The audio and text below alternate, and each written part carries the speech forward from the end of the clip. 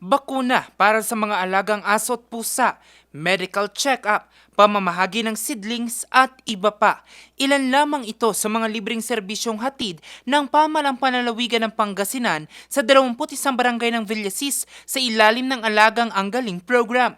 Layo ng programa na mas mailapit pa ang mabilis at may malasakit na serbisyo para sa lahat ng mga Pangasinense. Ating po ng social services, marami po tayong nabigyan ng social assistance. More than 8,000, no? Or 8,480 to be exact.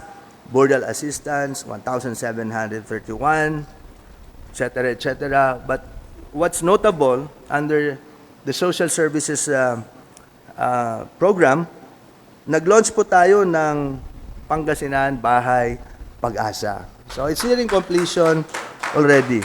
Sa unang quarter pa lang ng taon, nasa 3,000 na ang natulungan ng pamahalang panlalawigan ng Pangasinan sa ilalim ng Social Services Program.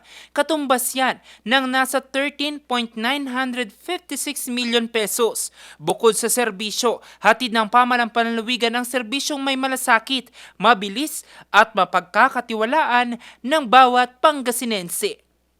Jose Robert Inventor, Nation on the Move.